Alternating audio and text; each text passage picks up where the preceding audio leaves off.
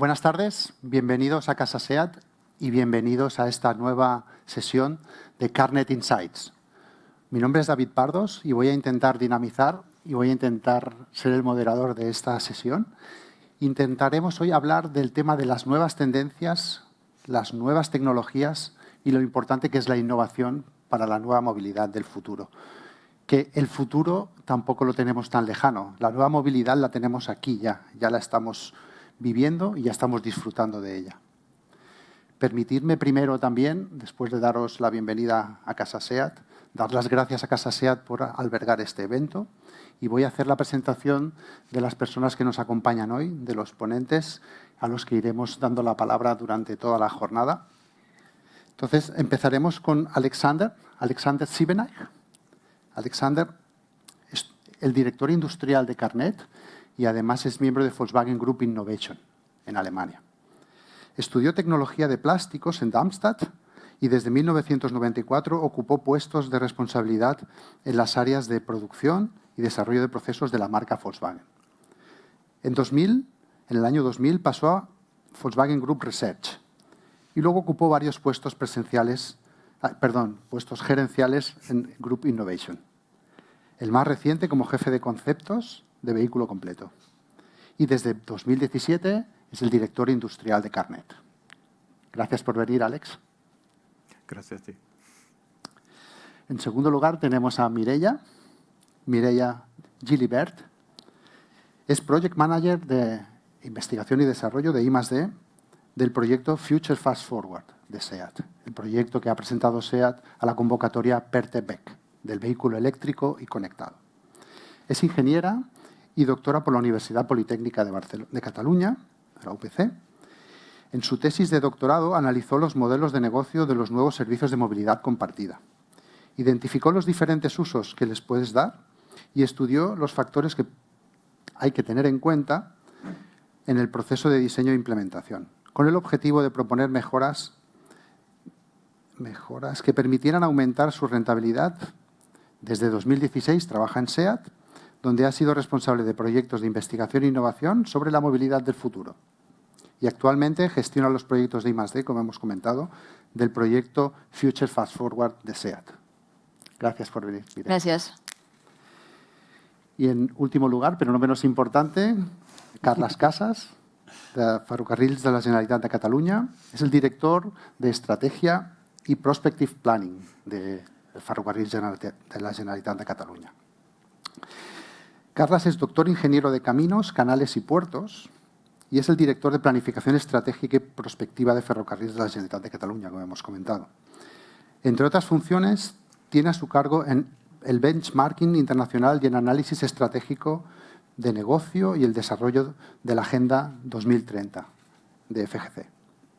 Actualmente es presidente del grupo Top Rail dentro de la Unión Internacional de Ferrocarriles, dedicado al turismo y al ferrocarril. Carles es también desde el 2006 profesor titular a tiempo parcial de la Universidad Politécnica de Catalunya y previamente a su incorporación a Ferrocarrils de la Generalitat de Catalunya ha sido investigador y director de proyectos ferroviarios en el Centro de Innovación del Transporte, asesor de la Asociación de Municipios para el Transporte Urbano e ingeniero urbanista en infraestructura ferroviaria de Cataluña. Además, Carles es autor de varios trabajos y más de 30 comunicaciones en congresos nacionales e internacionales. Entonces, gracias por venir también, Carles. Bueno, a continuación, una vez hechas las presentaciones, vamos a realizar una serie de preguntas a los ponentes de esta jornada y ellos irán respondiendo estas preguntas a medida que vayan teniendo una aportación de valor. Empezaremos con Alex. Alex, tengo una pregunta relacionada con los retos de los nuevos servicios del transporte y la movilidad. Y es, desde tu punto de vista y desde el punto de vista de tu organización, ¿cuáles son los principales retos de los nuevos servicios de transporte o movilidad? Gracias por esta pregunta. Esta pregunta es tan complejo para mí para responder en castellano, por eso prefiero en inglés. Ojalá es bien. Yes, what are the challenges for us when we are talking about autonomous driving, mobility services, and so on? And I think there are so many new challenges in direction of standards, in direction of services, in direction of legal. So it's a huge, complex topic. So I will just pick out one. What I will now make a kind of deep dive, and I will reference me on this topic of concept. What are the challenges when we're talking about the new concepts for mobility services and transport as a services? So as everybody can understand, we need to figure out the challenges. What are the needs of our clients? What are the needs of our transport systems? And in this case, we have not only these challenges, on the other hand, there are also challenges where we want to go. For instance, when I'm talking about urban solutions, urban services, and as everybody knows, every city is a little bit different. So from the perspective of a car builder, the time where we can build a kind of world car, this is gone. We need special solutions, we need special purpose vehicles, and this is a really, really great challenge for us. And when we are figuring out this, we also have to figure out how we can balance this for getting more synergies in direction of how we, for instance, synchronize the transport of people and the transport of goods. And so you can see here there are a huge package of challenges that we have to tackle in the future, but we had started. We are not at point zero, so you can be very curious about this, what will come up in the future. Thank you very much. Thank you very much, Alex. Y Mireia, ¿cómo lo ves desde tu punto de vista? Esto de los retos de los nuevos servicios de movilidad. Por un lado, yo creo que un reto importante es el de la integración de los servicios de movilidad con el transporte público, porque de una forma sencilla y fácil, ¿no? Y con una misma aplicación, con un mismo registro, puedas utilizar varios servicios de transporte y en la ocasión que necesites, ¿no? Porque algún día pues vas de compras y necesitarás utilizar un coche de sharing si no hay un transporte público alrededor y también esto te permitiría hacer lo que se llama, ¿no?, el first mile, last mile, de que si no tienes el transporte público cerca de donde estás o de donde tienes que llegar, te permitiría el uso del transporte público más a menudo y evitar tanto el transporte privado. Esto por una parte. Por la otra, sería el tema de los modelos de negocio, ¿no? Porque al final, para también incrementar la oferta de la movilidad compartida, ¿no? Al final la tenemos en las ciudades grandes, tenemos varios servicios de movilidad en las ciudades grandes, las ciudades que son más pequeñas aún dependemos bastante del coche. Necesitamos que los modelos de negocio sean más provechosos, por lo que necesitamos más demanda. Una posibilidad sería esta, ¿no?, de la integración con el transporte público y bueno, sería, ¿no?, más, bueno, y la otra sería, por ejemplo, también la combinación de usos, ¿no? La combinación de lo que vemos, ¿no?, es que hay muchas demandas, ¿no? Hay lo que llaman, ¿no?, peak times, para ir a trabajar, de noche, para cenar, etcétera, pero hay unas horas donde que con el coche privado estaría aparcado, ¿no?, cuando trabajamos, cuando estudiamos, que estos servicios se podrían utilizar pues para, creo que se me está cayendo el micro, pero para el tema pues, para viajes corporativos, para, ¿no?, flotas de empresas pues, que se pudieran utilizar también para sharing, temas de transporte de mercancías, es decir, que hay una combinación, se tiene que explorar mucho más esta combinación de usos y todas esas oportunidades, ¿no?, para poder, bueno, para que la movilidad, los servicios de movilidad puedan ser más sostenibles también a nivel económico y pueda haber más oferta. Y luego, con más oferta también habrá más demanda. Gracias, Mireia. Justo te ha dado la palabra, Carlas, porque ha hablado de servicios de transporte público. Así que, ¿cómo lo ves? ¿Cómo lo ves tú? Sí, bueno, estoy absolutamente de acuerdo con lo que han comentado tanto Alex como Mireia. y hay un gran reto en cuanto a la integración de lo que son los servicios de transporte en general. Iría más allá, no solo los servicios, sino los sistemas de transporte, ¿no? Y aquí, para mí, ¿no? Y volviendo a la pregunta, el gran reto al que nos enfrentamos dentro del sector del transporte es ser capaces de proveer, ¿no? To deliver. Todo lo que la sociedad nos está demandando para poder seguir desarrollando su actividad, tanto lo vemos, ¿no? Sobre todo muy en el ámbito urbano y metropolitano, donde a lo mejor con más intensidad se vive, pero el interurbano, el transporte rural, donde los servicios a la demanda tienen también un papel que jugar. En general, el esquema de movilidad que planteamos para nuestra sociedad del futuro tiene que ser abastecido, ¿no? Por decirlo de una forma, con sistemas de transporte que sean capaces de responder a la demanda de una forma eficiente y a la vez sostenible, ¿no? Y eso requiere, sin duda, una integración de todos los modos de transporte, usar los modos adecuados allí donde son más eficientes y complementarlos para que podamos hacer un mejor uso de bienes, ¿no? De tan escasos como es el espacio público o como son pues eso, los recursos que se emplean, que en buena parte se llaman recursos públicos, ya sea para la infraestructura o para parte de los servicios, sobre todo de transporte público, que tiene una componente de subvención. Y ahí es el segundo reto dentro de la sostenibilidad que a veces también obviamos, que es el de la sostenibilidad económica, lo apuntaba también Mireia, porque claro, un operador privado puede tenerlo mucho más en mente, pero tenemos que encontrar también sistemas que sean sostenibles a largo plazo y seamos capaces de mantenerlos. Y aquí hay muchas opciones, y aquí es un aspecto que linda entre lo técnico y lo político, pero no se debe obviar. Es decir, el transporte público, para ser sostenible, tiene que ser también sostenible económicamente. Y ese otro gran reto en este modelo futuro, no solo ser capaces de proveer un transporte que responde con fiabilidad y con capacidad y con eficiencia a las necesidades, sino también que seamos capaces de mantenerlo en el tiempo. Correcto, correcto. Fijaros, voy a poner un poco de contexto. Si os acordáis todos, antes de la pandemia, 2019, ya teníamos las nuevas tendencias de la megamovilidad, ¿no? Las megatendencias de la movilidad, que tenía que ser sostenible, tenía que ser compartida, teníamos que descarbonizar la movilidad, los vehículos tenían que ser eléctricos, teníamos que facilitar al cliente y poner al cliente en el centro, teníamos también que bajar las emisiones de CO2 y por eso el concepto de la descarbonización de los vehículos. Y todo eso ya era la tormenta perfecta. Y luego, además, en el 2020 nos ha venido la pandemia, el COVID-19, y lo ha acelerado todo. Y fijaros que ahora, cuando hago la pregunta de los nuevos retos de la movilidad, muchos de ellos ya no los consideramos nuevos retos. Ya los tenemos aquí. Ya hay vehicle sharing en Barcelona. Ya hay un lugar donde hablar de movilidad, que es el edificio en el que estamos. Ya estamos hablando de nuevos combustibles o de nuevos sistemas de tracción. Estamos hablando de nuevos vehículos, que vamos a ser multimodales, que vamos a integrar lo privado con lo público, que vamos a tener un lugar donde integremos todo esto y el foco siempre el cliente, la urbanización. Algunas de las personas que saben de esto dicen que en el 2040 el 70% de la población va a estar en las ciudades.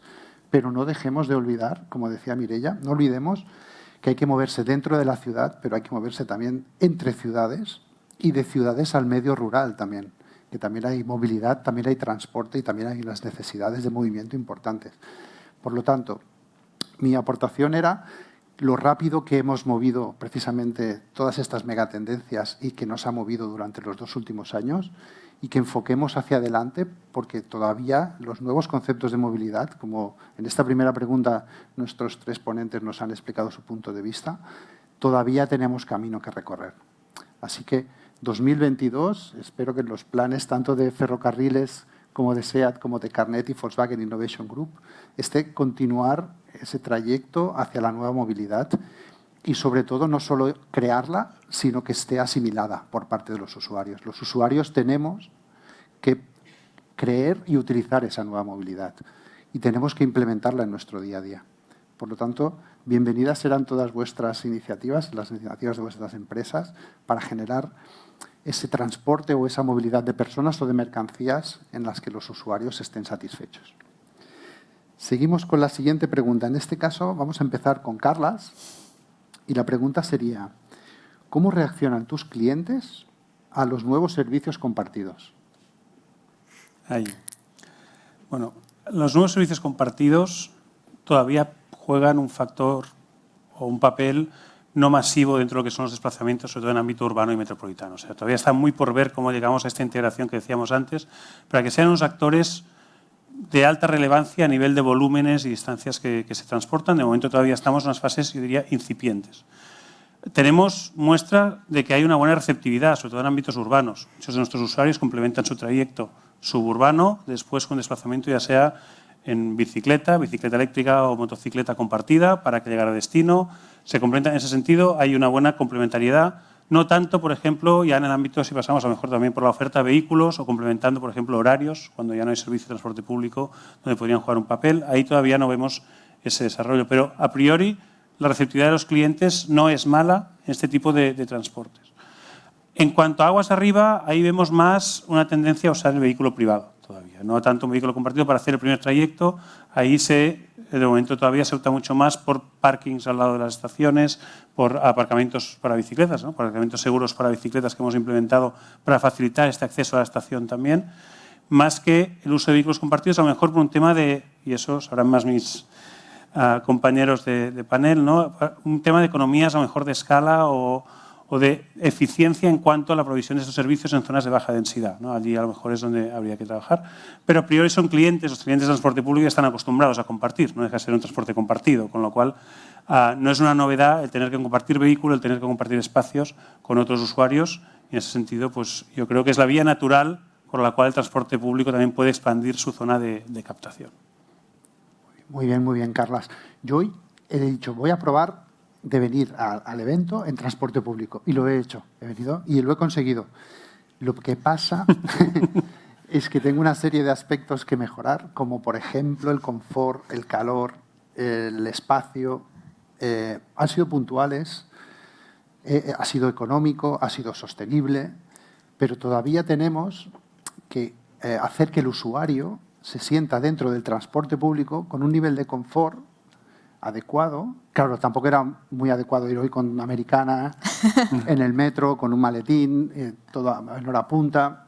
Pero si pudiéramos conseguir mejorar también este aspecto, creo que tendríamos mayor aceptación por parte del transporte público y del uso compartido de este transporte. No, sin duda, ¿no? Y además esto va en la línea que yo decía en mi primera respuesta, de que el transporte público, el sistema de transporte, tiene que ser capaz de proveer con suficiente calidad y capacidad. O sea, no es un tema de exigir al cliente o al ciudadano un sacrificio para entrar en el transporte público. Tienes que llegar a unos mínimos de calidad y de confort y de prestación del servicio que te permitan, ¿no?, que es constituirte como una verdadera alternativa al vehículo privado, que obviamente tiene sus ventajas en cuanto a espacio personal y a confort, que son muy difíciles de igualar. Gracias, Carlas. Mireia, ¿cómo lo veis? ¿Cómo lo ves tú? Mire, yo te puedo explicar, ¿no? En nuestra experiencia, mira, hace 2 años empezamos con el servicio de motosharing aquí en Barcelona y 4 meses después lanzamos una encuesta a nuestros usuarios.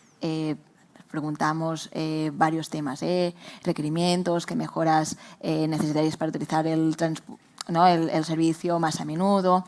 Y uno de los temas que también preguntamos era de qué otros servicios de movilidad eran usuarios.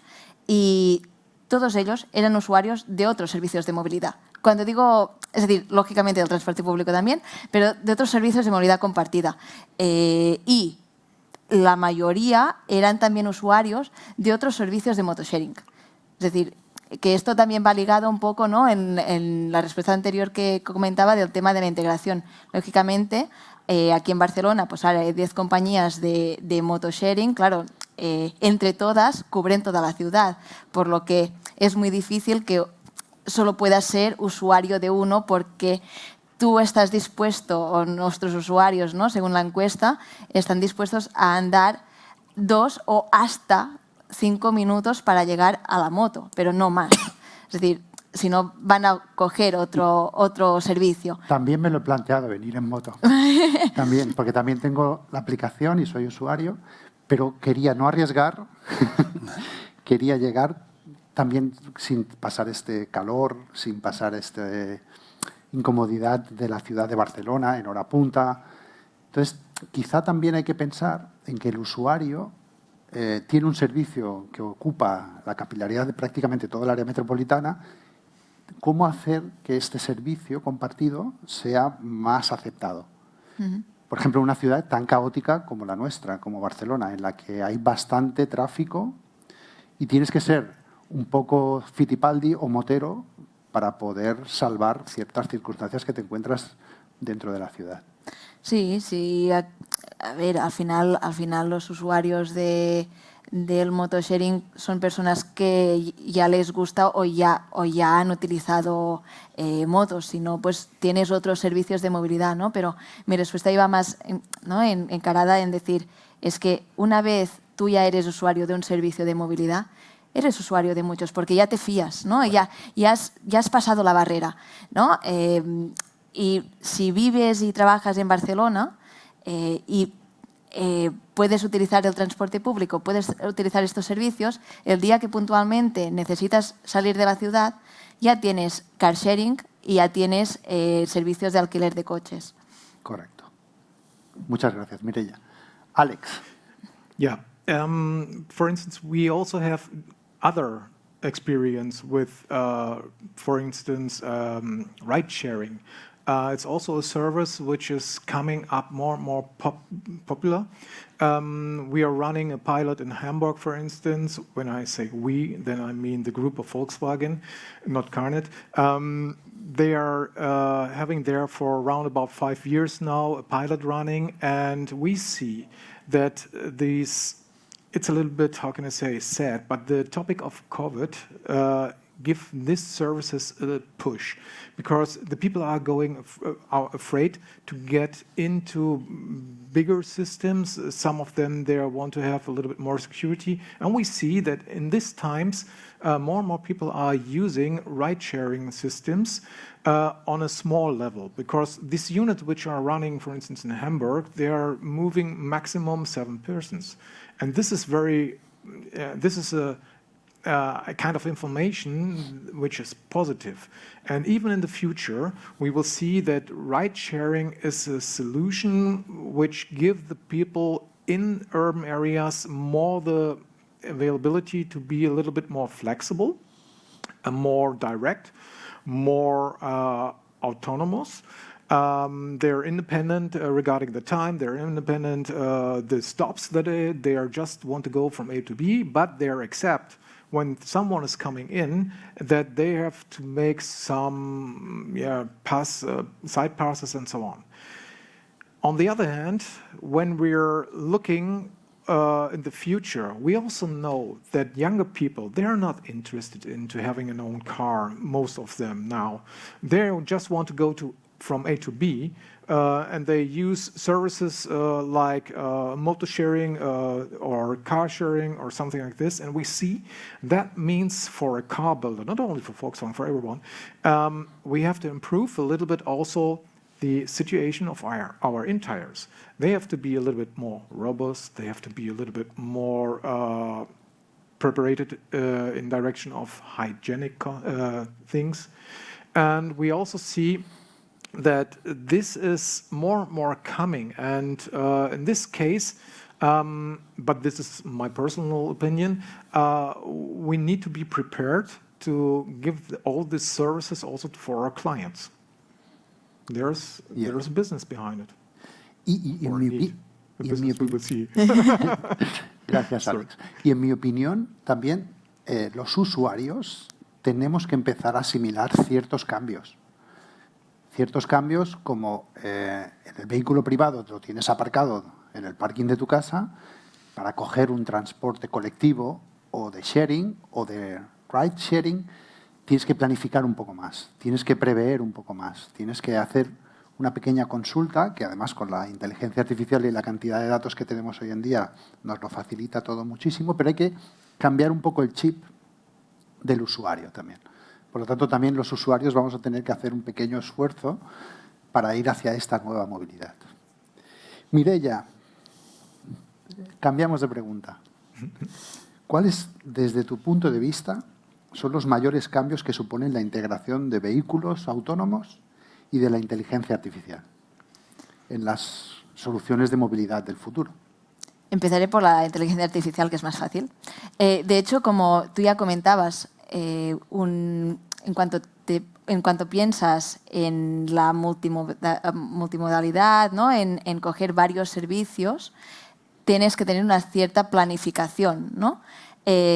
Esto, con la inteligencia artificial, lo que te va a ayudar también a la experiencia del usuario, a tener servicios o aplicaciones que te personalicen ya directamente tu recorrido, porque ya pueden saber dónde vas a ir, cómo están, ¿no? Cómo están todos los servicios o cómo estarán en el momento en que tú llegues al punto A para coger otro servicio de transporte. Es decir, esto va a ayudar al final a que la experiencia del usuario a la hora de hacer un viaje con 3 modos de transporte diferente no tenga que ver que son 3 medios de transporte diferentes, ¿no? Esta sería la gracia. Luego también la inteligencia artificial ayuda, como comentaba Alex, todo el tema de ride-sharing o taxi compartido, para todo lo que son la planificación de las rutas, ¿no? Al final, esto ya lo estamos viendo.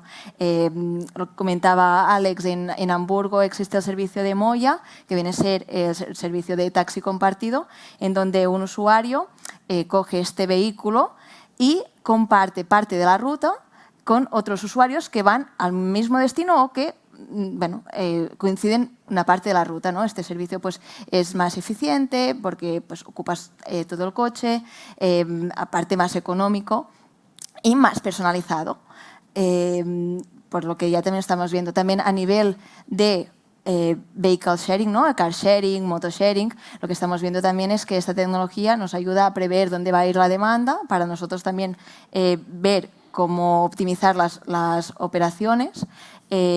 Además, podemos planificar temas de dynamic pricing. Por ejemplo, si un usuario, ¿no?, coge la motocicleta y más o menos sé, ¿no?, cuál es su destino, le puede decir, mira, pues si me aparcas aquí, pues te hago un descuento. Y a mí aparcar aquí quiere decir que la moto será más visible o el coche será más visible para que otra persona rápidamente coge este vehículo, por lo que yo necesito cuantos más viajes con este vehículo mejor, o directamente me va a suponer pues también va a ser mejor para mis operaciones luego de mantenimiento, de cambios de baterías, etc. Correcto. ¿Y el autónomo? Y el autónomo. No, el autónomo cuando llegue pues va a tener un impacto, porque un car sharing será un taxi o un taxi será un car sharing. A partir de aquí, lo que comentamos puede tener más sentido, ¿no? Pues todo este tema de taxi compartido, porque al final si tienes, ¿no? La idea es que será mucho más económico poder utilizar, ¿no?, este taxi, este car sharing, porque no habrá el coste del conductor, por lo que si es compartido, cuanta más gente vaya en este vehículo, más sostenible será. A nivel, ya digo, ya medioambiental. Bueno, gracias. Gracias, Mireia. ¿Y Carlas, cómo lo ves? Inteligencia artificial y autónomo. Sí, yo creo que aquí lo importante es que todos estos recursos, ¿no?, que están de capacidad de cálculo y llamemos inteligencia artificial, llamémosle, unidos a toda la dinámica de sensorización y de captación de datos, ¿no? Es una capacidad al final para procesar los datos y hacerlos útiles. Nos tiene que servir para casar bien la oferta y la demanda, por un lado, ¿no?, y que seamos capaces de diseñar sistemas eficientes encasando la oferta y la demanda, y sobre todo para ser eficientes en el uso del espacio público. Yo creo que ese es el otro gran reto. O sea, tener vehículos aparcados esperando por un cliente no es beneficioso ni para la compañía y tampoco en cuanto a un uso del espacio. Si podemos garantizar que el vehículo que está en la calle esté siempre prestando un servicio de transporte, entonces está siendo un espacio usado para una finalidad, está siendo útil. Si son vehículos aparcados, vehículos sin uso, vehículos dando vueltas esperando a un cliente, como vemos hoy en las ciudades, todo eso es un mal uso de un espacio público sobre el cual cada vez hay más presión, y eso lo vimos, y eso es una de las consecuencias, a lo mejor también de la pandemia, que los que habitamos en ciudades densas nos dimos cuenta de cuánto habíamos sacrificado, ¿no?, en favor del vehículo privado, aunque nos lo decían, y lo veíamos allí cada día aparcado, pero ahí lo vimos durante unos meses. Entonces yo creo que para responder a esta presión es fundamental establecer modelos que permitan casar ambos y ser eficientes en el uso de la superficie, porque incluso los usuarios, ¿no?, de servicios si hubieras venido en moto, hubieras estado más tiempo parado que circulando en los semáforos. No hay una eficiencia tampoco en cómo se organiza el transporte en superficie, ¿no? Y esto es lo mejor. Es una visión muy macro, pero si consiguiéramos que los flujos fueran más eficientes, si tuviéramos, ¿no?, nos marcara una hora de salida en el momento de coger la moto para usar el mínimo tiempo posible, ¿no? Entonces seríamos pues, mucho más eficientes en el uso de nuestro tiempo y del tiempo que conducimos, ¿no? Y ahí, pero claro, esto ya es, sobre todo, probablemente por encima de las capacidades actualmente de cálculo, pero hacia donde tenemos que aspirar, uniendo el concepto, ¿no?, de inteligencia artificial y de conectividad y de información en tiempo real, ¿no?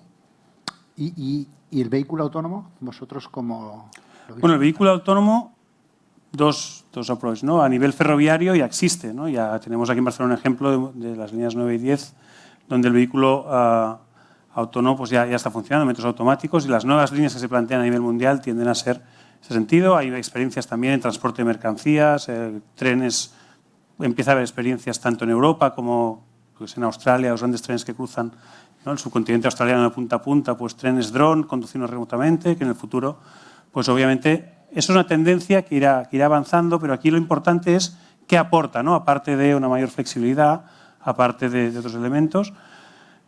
Al usuario, el hecho de subirse a un tren autónomo o un tren con conductor no es una diferencia sustancial, seguramente, ¿no? Entonces, aquí las preguntas son más para los operadores, para los que estamos detrás diseñando el sistema, ver que realmente esta tecnología de que sean vehículos autónomos aporta. Porque al final no dejan ser vehículos, y vehículos que ocupan también un espacio en superficie, ¿no? Y como podrían ser vehículos autónomos y eléctricos, pero seguirá habiendo congestión a la entrada de Barcelona, ¿no? Entonces, pues todo tiene que ser vehículos que sirvan para reducir, ¿no?, todas estas externalidades y no solo, por decirlo de alguna forma, el hecho de que sean autónomos, que ya tienen sus ventajas en cuanto a tiempo útil dentro, en cuanto... O sea, hay que desarrollar más allá de la tecnología todo lo que esta puede aportar. Ok, gracias, Carlas. What do you think? Oh, what I'm thinking, thank you. Yeah, one of the most biggest changes that we will have in case of autonomous driving will be on the humanistical side. Because if you can imagine, when you're sitting in an airplane, it's every time a feeling where you have to give away your control. And this will also happen to you when you're coming to autonomous driving. So the people will be, or they need to adapt on this technology. It will be not from today to tomorrow. We need a long time that they have the trust in the technology. This is the biggest change, what we need, more trust in the technology. I have a funny example because we are making some pilots or tryouts in the past, and with these tryouts, they build up a car where in front people can sit, and in the back there were a screen which is dark. Nobody can see behind the car. And the story was, this is an autonomous driving car, but there was a driver inside behind the screen. Nobody can see them. They were talking about this is also part for technology because we need a lot of computer, and this is the reason because it's a bigger place for it. So when these tryouts were beginning, we have a lot of clients, mixed clients, males and females.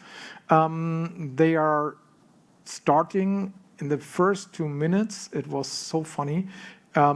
Females were asking, okay, this is an autonomous driving car? Yes, it is. Is it safe? Yes, it is. Okay. They were sitting in. There were parts in the city where they are driving. There were parts on the Autobahn where they are driving. And they were, this tryouts figure out that females are much more or faster adapting on this technology, around about 2 minutes, and then females feeling safe in this technology. They are starting to look in the bags, they are starting to make some lips clear. They're completely enjoying this drive. On the other hand, males, they were also asking the same questions. This is autonomous driving, yes. Is it safe? Yes. But the most males which are driving in this tryout car, they're every time under pressure. They're listening to every noise. They are looking what is the car doing. They are not relaxing. They are not believing in this technology. And I think the biggest change must be in our habits, in our mindset, that we can trust in this technology. And it's on the side of the car building industry to give this trust to the clients. This is a big challenge also. Yeah. On the other hand, if you're going to ask me what about AI, artificial intelligence, I think the biggest change will be the surprising. the surprising of how fast some things can be in the future. Planning a trip, having information, what coming up next. So in case of when I don't know what to do, my artificial intelligent provider or avatar will give me an answer. And this is also the biggest change in the future, what I think will come to us and bring, I hope, benefits. Thank you, Alex. ¿Me? Yes. Yeah. Solo para complementar, ¿no? Un poco las ideas que... Yo tengo la sensación de que los usuarios, nuestra experiencia en usuarios de transporte público cuando se aplican innovaciones, cuando son mejoras se acostumbran muy rápido.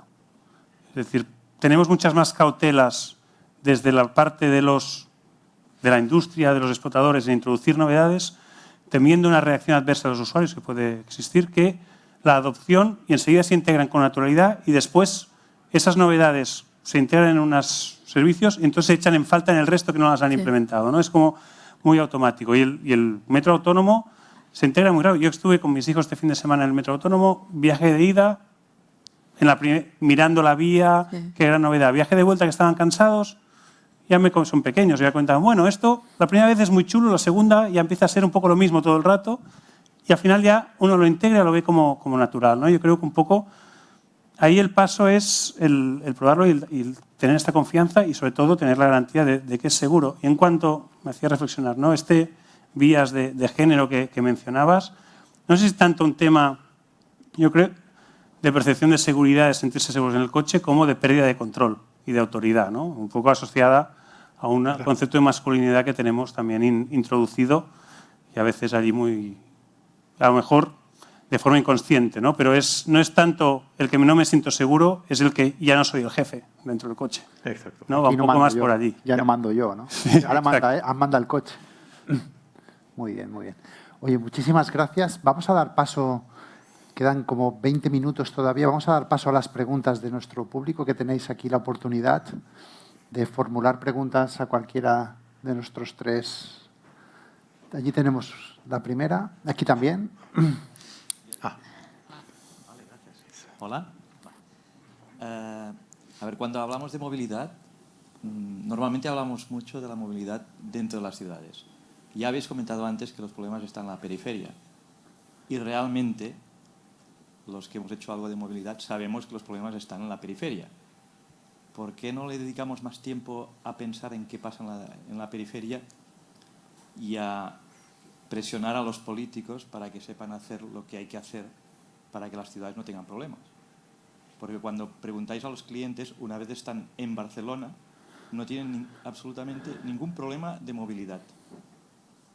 Podemos tener algo de caos, pero el problema general de movilidad, la gente se mueve. Pero los problemas están fuera de la ciudad, para llegar a la ciudad. Este sí es un problema real.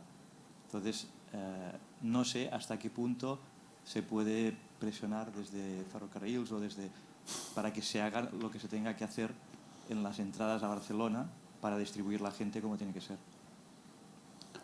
Bueno, a ver, no, la respuesta, no hay una bala mágica, ¿no? Bala de plata que nos ayude a resolverlo todo de golpe. Desde luego, Ferrocarriles tiene una vocación suburbana y metropolitana, con lo cual somos conocedores del problema y hay varias componentes, ¿eh? Y todavía tampoco las entradas a Barcelona están del todo solucionadas, porque está solucionado dentro de Barcelona, pero no cómo entrar. Pero para reducir un 25% el tráfico de entrada, haría falta otro ferrocarril a nivel de dimensiones, a nivel de viajes diarios, y eso solo con lo cual, cuando se marcan objetivos de reducción de cambio modal, otra cosa es que se reduzcan viajes y se diga, no, la gente se va a mover menos, cosa que yo no comparto porque la realidad no va por ahí. Pero si no, lo que hay que es dotar de capacidad. Y después, para los viajes hacia lo que sería la parte, lo que no es el núcleo central, y los viajes entre ciudades y poblaciones que sin pasar por el núcleo central, que es el otro gran reto, ahí hay soluciones dependiendo de los casos. Desde luego, hay corredores que se tienen que dotar con más transporte público y empezando por transporte público de carretera donde sea necesario para, una vez la demanda lo justifique, a lo mejor soluciones más pesadas. Pero después también hay cambios culturales, ¿eh? Y ahí seguramente la gente que vive en el centro de las ciudades tiene un cambio cultural por el hecho de no necesitar el coche cada día más arraigado o más fácil de evolucionar hacia un no uso del vehículo privado en el día a día que quien necesita el vehículo privado casi para ir a comprar el pan, ¿no? Allí hay un tema que es complicado y, por ejemplo, tenemos muy asumido, en el sentido contrario, ¿no?, de coger el coche hasta una estación de tren para entrar en la ciudad, pero el trayecto al revés no lo tenemos tan asumido. Como decía antes, la gente quiere tener su coche en el parking debajo de casa.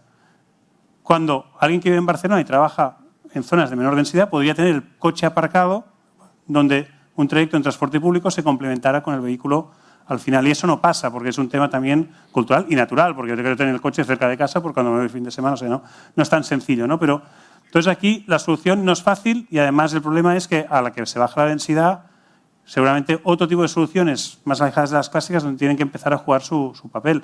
Nosotros, desde Ferrocarrils, aquí, lo que hacemos es, en la medida del posible, estimular líneas de autobús, ¿no?, de feeders para llegar a nuestras estaciones, en Polígono en Can Sant Joan, en Olesa, reforzando concesiones existentes, pero eso es una capacidad limitada para llegar realmente en todo lo que es el problema y, desde luego, nuevos corredores o nuevas demandas que no están ahora mismo ni servidas por el transporte público.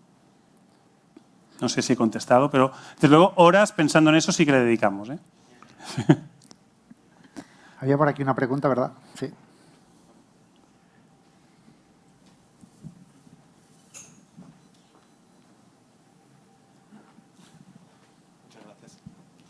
Bueno, para empezar, agradeceros a todos los ponentes y al mediador. Ha sido muy interesante hasta el momento.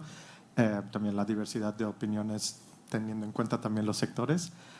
Una pregunta que tendría es, uno de los aspectos que comentasteis es también la disposición por parte de jóvenes en cuanto a interaccionar con lo que son medios de transportes compartidos o de estos, digamos, más híbridos, más accesibles, más públicos, entre comillas. Una de las preguntas que tendría es, o si eso tal vez también es una cuestión temporal, como usuarios, en el sentido de que, en mi opinión, hay un cierto aspecto también de capacidad de manifestar tu individualidad en cuanto a propiedad también por una cuestión económica. El coche no ha dejado de ser, en los 120 años que está establecido socialmente, una cuestión un poco de estatus también. Aquel que tiene coche tiene autonomía y aquel que tiene autonomía tiene poder frente a su vida, frente a su movimiento. Entonces, no sé si también un poco lo que es la juventud en estos momentos, desgraciadamente tiene una capacidad monetaria un poco más limitada y también, pues, lo que habéis comentado también, las densidades cada vez están más bien concentradas en ciudades donde también hay cada vez más aspectos en contra en cuanto a lo que es el balance. Vale, el coste de un coche, que ya no es solo el coste de entrada, sino el mantenimiento y demás, y además pues todas las cosas que son así como, vale, ahora ¿dónde narices dejo el coche? Pero al final acaba siendo de que si tienes la capacidad, mucha gente acaba con mayor edad, mayor adquisición monetaria, acaban optando por tener un vehículo privado. Y otro aspecto que también tenía un poco, perdona si pongo otro aspecto también, es, mientras que Barcelona, concuerdo de que Barcelona en un nivel global puede ser una ciudad un tanto caótica en cuanto a su sistemática de transporte, no necesariamente así, pero bueno, se ha manifestado como tal. Y me pregunto si por una parte, por lo que sería el Ayuntamiento de Barcelona, o bueno, a nivel también nacional de transporte, también se contempla o se observan sistemas por parte de otras nacionalidades o de otras naciones. Por ejemplo, el transporte público en Japón, a pesar de que, por ejemplo, Tokio, que es un país, una ciudad que tiene una densidad de población el doble, casi el triple de Barcelona, tiene una eficiencia increíble de su transporte público. En Tokio casi nadie utiliza un transporte personal, utilizan casi todos transporte público. Entonces, me pregunto si también eso se contempla cuando se estudian las eficiencias a las que se pueden llegar. Muchas gracias. Yo, si queréis, aporto un poquito a la primera pregunta de generacional.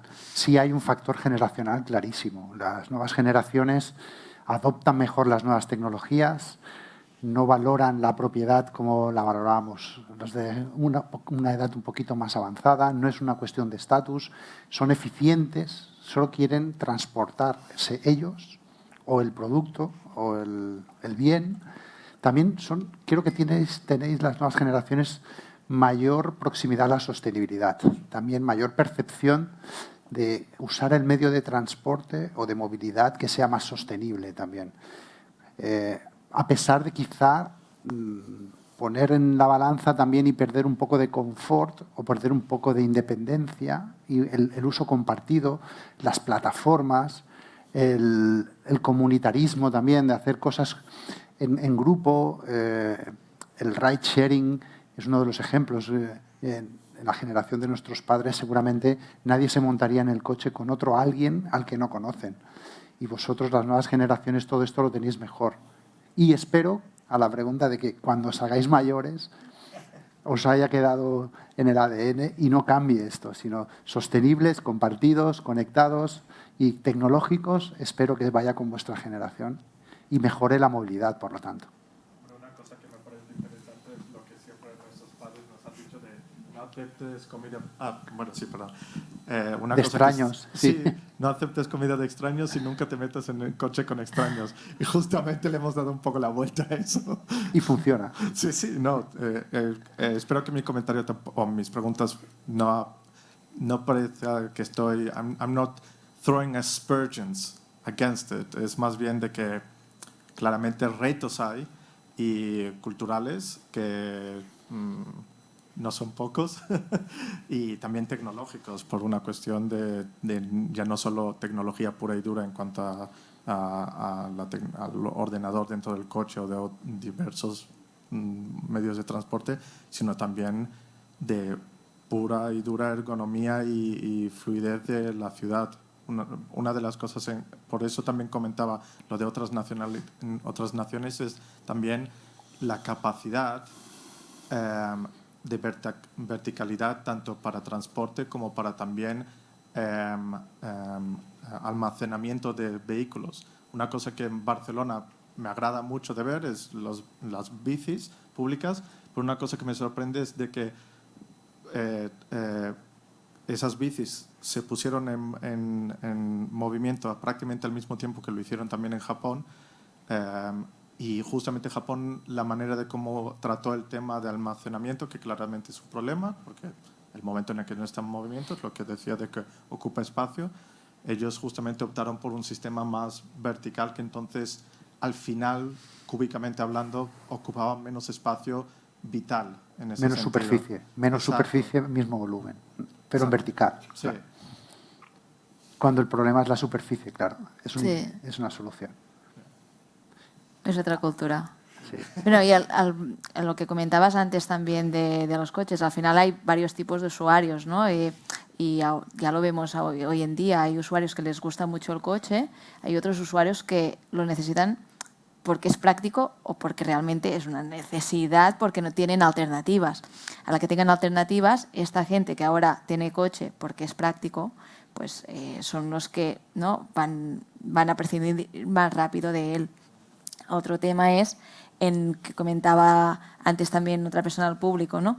Las personas que no viven en las grandes ciudades. Ahora mismo yo no vivo en Barcelona, ¿no? Y en mi casa siempre ha habido el coche de mi padre, el coche de mi madre, porque no han trabajado en la misma ciudad y no había transporte público para llegar donde ellos trabajaban, ¿no? Ahora, con servicios de ride sharing, ¿no? Hasta podríamos pensar en servicios de bus flexible, porque al final, y ahora mezclando ya con lo del AI, si tú sabes cómo se utiliza el ride sharing, ¿no?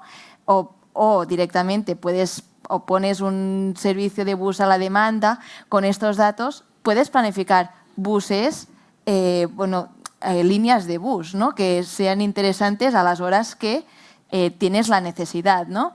Y a partir de aquí también vas a poder eficienciar esto. Porque ahora lo que comento, ¿no? Si en una casa pues, viven 3 personas y hay 3 coches, posiblemente si hay más... No digo que se prescindan de los 3 coches, pero de 1 o de 2 podré ser el tema. Gracias. ¿Puedo adaptar un comentario? English? Yeah. Okay, good. So when we are talking about status symbols, I can imagine that in the future the status symbol will not be only a car. It will be also the way you will travel or the way you will come from A to B. There are several different opportunities, and I can imagine that when you are a Golden Card member, you will not drive with a standard car, you will have a higher comfort. And this also can be a kind of status symbol, the way you move. And yeah, I cannot imagine that there will be one day where a Porsche is not a status symbol anymore. But I can also, think in this direction that there will be a change. Sí, yo, y para complementar, a lo mejor no soy tan optimista con el tema generacional a medida que los jóvenes evolucionen a generaciones más maduras. Yo creo que hay un cambio más transversal. Y lo vemos, usuarios de transporte público no es un tema solo de jóvenes, también depende. O sea, es una cuestión de que realmente las alternativas satisfagan las necesidades. Ese es el reto. Y a lo mejor cuando uno es joven, ahora mismo ya tiene muchas más cubiertas y sí que hay un tema de estatus antes de con el primer sueldo, el primer coche, que ya no se asocia, no, obviamente, este tipo de cosas. El problema es que llega un punto en que a lo mejor cuando yo tengo una familia y quiero ir de fin de semana, pues ya no me satisface, ya no encuentro una alternativa fácil. Entonces allí ya tengo el coche. Y una vez tienes el coche en casa, ¿no? Por decirlo de una forma, el primero, el segundo, el tercero, en algún caso, pero ya es mucho más fácil, ya pasa a ser una alternativa habitual, ¿no? Y en el sentido contrario, yo que he ido en moto por Barcelona y ahora soy usuario de motosharing, pero me deshice de mi moto. O sea, no tengo mi moto aparcada, sino es la alternativa, ¿no? Entonces, ahí sí. Y, curiosamente, además, mi sentido es que me da mucha más libertad que el tener mi moto, porque no me obliga a ir y volver del mismo sitio. Entonces, es al contrario. A mí el tener alternativas de transporte en función de la prisa que tenga, en función de donde quiera ir, ahora paseo un rato y entonces voy a buscar el autobús en otro sitio, o tengo prisa porque no hay combinación buena, cojo la moto y después ya sé que volveré y quedaré a tomar algo con alguien. Puedo triangular sin estar anclado a por donde dejé el coche y donde tengo que volver después a buscar el coche, ¿no? Entonces, mi percepción, curiosamente, es la contraria, que al quitarme el vehículo individual he ganado en libertad respecto a lo que tenía antes, porque ya tengo una buena alternativa que son los servicios de motosharing. Que antes solo con el transporte público y el bici no llegaba a ser lo que a mí me hacía falta en ese momento para lo que era mi estilo de vida en ese momento. Claro, hay muchos más. Difícil de analizar. Sí. Más preguntas. Buenas tardes. Gracias por el debate. La pregunta es para el señor Carles. Antes hemos hablado del concepto de movilidad como servicio y supongo que estaremos todos de acuerdo en que esto no despegará, porque hace ya muchos años que se está estudiando y no despegará hasta que la administración pública o el transporte público no lidere el despliegue, ¿no? Y quería preguntar, sabemos que en el fondo es cómo se vertebra lo público con lo privado, que se privatice lo público y al revés. ¿Cuál es el cuello de botella? ¿Cuál es el problema que tienen ustedes real para no desplegar, para no liderar este concepto? Esta es la pregunta. Yo quería hacer una pregunta para el señor Alexander sobre la electromovilidad. En las ciudades, en la electromovilidad necesitarán la infraestructura pública, tiene unas necesidades energéticas importantes. ¿Son conscientes ustedes de que la electromovilidad tiene importantes sinergias con la integración de las renovables distribuidas en la red eléctrica? Gracias. Bueno, para empezar, a lo mejor la pregunta no es tanto para Ferrocarrils, que somos un operador, más para la Autoridad del Transporte Metropolitano. Pero, desde luego, hablando el primer caso de Barcelona, decir que Barcelona es una ciudad con una alta integración de servicios de transporte comparado con otros sitios como Tokio, que hablábamos anteriormente. En Tokio, cuando uno cambia de línea de metro, vuelve a pagar el billete. Y cuando uno cambia de operador, incluso, ¿no? Y tenemos 2 compañías de metro en Tokio, y como era aquí en los 90, de Ferrocarrils a metro, se volvía a pagar. En cambio, todo esto desde el 2000 se ha llegado al límite de una tecnología como es el magnético. El tema es que estamos anclados en el magnético hasta dentro de pocas semanas ya. Pero realmente hemos llegado a un punto de integración altísimo. y a nivel de lo que son el transporte público, operadores públicos y operadores privados como son los de autobuses.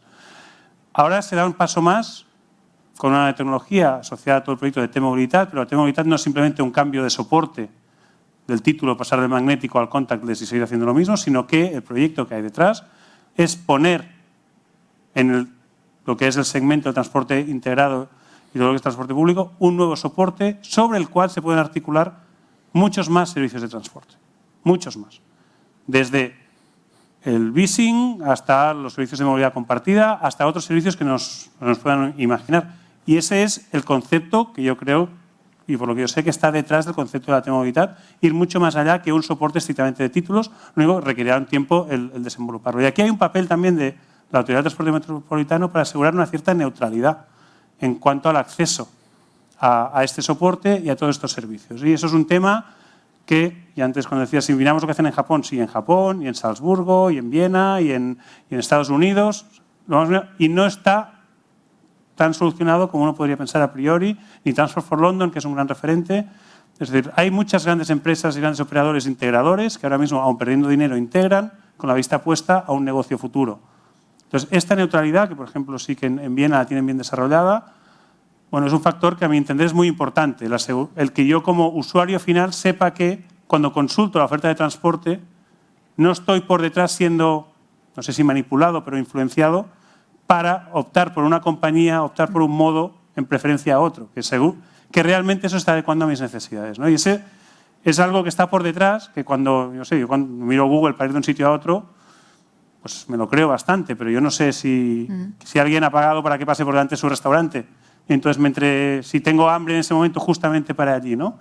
Esas son cosas que ahí yo creo que desde el sector público tenemos que velar para que al menos esto esté supervisado, ¿no? Y añadir que aquí en Barcelona también hay la aplicación del SMOW, que al final te permite pagar el parking público en la zona verde, la zona azul, pero además te integra todos los servicios a priori, ¿no? De momento, por lo menos la información de dónde están todos los servicios de movilidad de la ciudad, desde el leasing, motosharing, que el car sharing, etcétera, que ya es un primer paso. Pero también. coincido además que hay un reto de integración, tenemos un problema a nivel europeo, que entre fronteras no nos coordinamos, y a nivel metropolitano también, y eso pasa con la distribución urbana de mercancías, que la revolución en un municipio es distinta de al lado, y que los patinetes que en un lado pueden ir por la acera, en el otro no pueden. O sea, hay una necesidad de establecer regulaciones como sistemas compatibles, porque parece que tenemos la tendencia que a la que nos dan un margen de libertad lo hacemos distinto, ¿no? Y entonces ahí tenemos un reto. Será uno de nuestros próximos retos. De las megatendencias nos falta, creo que el parking, las plazas de aparcamiento, sistemas de aparcamiento, integración multimodal, mobility as a service, pero la pregunta de Alexander era electric vehicle and energy management, charging systems. Yeah. Okay. This is. Shall I try to? Probamos en castellano. Voy a probar. Es una pregunta muy importante. ¿Cómo las productoras de coches no solo oferta una movilidad eléctrica, pero solo al otro lado, del lado de este, es una red o un sistema para cargar baterías con eléctrica sostenible. Ahora, casi todos los productores de coches se tienen una colaboración con un productor o con una empresa que producir paneles para cargar coches y baterías. Y eso es una colaboración normalmente con una oferta de energía sostenibilidad. Pero ahora es funcional porque no tenemos muchos coches eléctricos en ciudades. Cuando nosotros pensamos en el futuro, es un problema, por supuesto. No tenemos una respuesta de momento, pero estamos en la planificación, estamos en en un camino para producir más energías sostenibles sobre de la paneles de solares, sobre de viento, sobre otras tecnologías, algas y cómo es posible para producir. Pero damos un poco tiempo. Poco a poco es cambio. Lo sé, es lento, pero es complicado también. Y es necesario, es necesario. Es necesario, por supuesto. Ok. Ok, última pregunta. Sí, por favor. A ver, ¿Qué?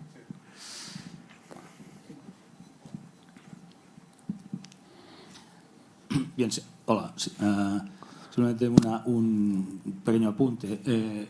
Estas opciones que han salido reiteradamente y que se han comentado aquí, pues el motosharing, car sharing, el bus a demanda, evidentemente los sistemas de transporte público, etcétera. Bueno, todos sabemos que realmente son conceptos que hace ya muchos años que se mueven, que estamos manejando, que están muy conceptualizados. Desde vuestro punto de vista, no sé a quién dirigirme realmente, cualquiera creo que podría aportar una visión. ¿Cuál es uno de los principales, digamos, hurdles, barreras, para progresar en este proceso, digamos, de integración, avance hacia una movilidad, digamos, inteligente, compartida, sostenible y que abarque un ámbito territorial amplio? Porque, bueno, ya digo, los conceptos individualmente creo que los tenemos claros, hace tiempo que se manejan y están técnicamente bastante definidos y en buena medida resueltos. Entonces, para dar un salto adelante sustancial, ¿cuál es y avanzo, qué es un problema más político de administraciones? ¿Es un problema más de una capa por encima, una superestructura que permita obviar? O sea, el problema puede estar ahí, pero si ponemos una capa por encima que permite obviar los problemas y las barreras individuales, a lo mejor esto lo superamos por encima, haciendo un passing shot por encima, no sé. ¿Cómo lo veis? Yo diría uno, y nos vamos pasando la palabra porque estamos un poquito fuera de tiempo. Yo creo que hace falta coordinación, cooperación. Bueno, son dos. Coordinación, cooperación. Que no cada entidad, que no cada operador, que no cada solucionador vaya por su camino, sino que consigamos una colaboración, una plataforma, un objetivo común, un proyecto común, público-privado, vehículo grande, vehículo pequeño, vehículo individual, vehículo colectivo, ciudad con rural, ciudad grande con ciudad pequeña, municipio, comunidad autónoma. La máxima colaboración y cooperación posible creo que nos va a ayudar. Yo he hecho la fácil. Hay varias barreras al final, ¿no? Que es lo que comentabas tú de colaboraciones. Comentabas antes también, que ya comentaba también este señor, el tema de la energía. Para expandirnos falta una demanda suficiente fuera de las ciudades.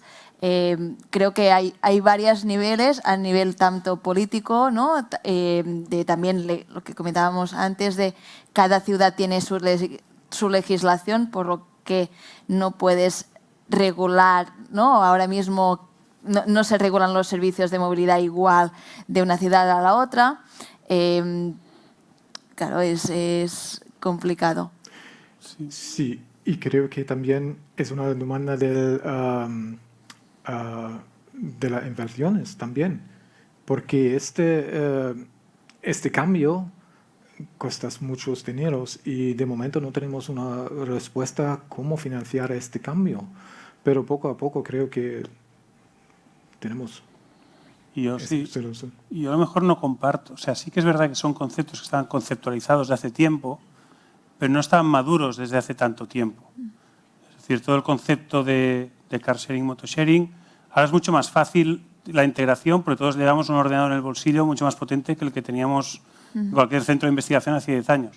Entonces, claro, aquí ha habido un acceso ahora a información y a opciones y a posibilidades de integración real que, aunque conceptualmente sobre el papel de los años 70, 80 que se habla de car sharing y de vehículos compartidos y del potencial mejor uso de la flota y optimización, pero no hace tanto que empezamos a tener soluciones prácticas realmente aplicables y accesibles a un gran público, donde estamos probando ya soluciones que empiezan a funcionar, ¿no? Y a lo mejor también y después hay un cambio cultural que ese es una incógnita el tiempo que va a llevar y también qué estímulos hay que dar para generar cambios, porque siempre se habla, ¿no?, de poner barreras al vehículo privado, pero ha subido el combustible, ¿cuánto ha subido, ¿no?, los últimos meses y el tráfico no disminuyó? Quiero decir que entonces solo subir el coste pues ha demostrado pues una gran rigidez, ¿no?, en ese sentido, la demanda del vehículo privado y capacidad. O sea, eso quiere decir que a lo mejor tenemos que trabajar de forma con múltiples, ¿no?, aproximaciones y no solo focalizándonos en una. Y aquí es esencial la integración y que el usuario, ¿no?, lo acabe viendo todo como alternativas igual de accesibles. Entonces, las barreras, pues, las que he mencionado ya anteriormente, este reto de integración, tanto desde el punto de vista del usuario, pero también desde el punto de vista, yo diría, de los operadores, para poder desarrollar proyectos, implementar iniciativas y nuevas soluciones, el tener un ámbito, ¿no?, unas reglas del juego claras, no sé cuáles, pero lo que tienen que ser es claras. Eso sí que yo creo que es... Y comunes. Sí. Y al final, solo añadir, ¿no?, el básico, ¿no?, el de todo es el transporte público, porque es el que te puede llevar mucha más distancia y tiene que ser un transporte público fiable para poder dejar el coche en casa y poder hacer esto, ¿no?, del first last mile con el servicio de movilidad, pero tienes que poder fiar el transporte público. Y no siempre es así, ¿no? Ahora lo estamos viendo con el tema de Renfe, de trenes cancelados. A mí se me canceló un tren la semana pasada. Claro, a veces no te fías y según a qué horas tienes que volver a casa, no te fías. Y esto también es algo a solucionar para poder planificar con seguridad estos viajes sin el transporte privado. Correcto. Bueno, yo, si os parece, estamos en tiempo. Yo me despediría ya aquí, cerraríamos el evento. Muchísimas gracias, Alex. Además, por el esfuerzo de venir desde Alemania, por hablar en español. Gracias. Muchísimas gracias por estar con nosotros. Muchísimas gracias, Mireia, y muchísimas gracias, Carlas. Espero que os haya gustado y que os interese y continuar viniendo a los Carnet Insights, que seguro que son muy interesantes. Gracias.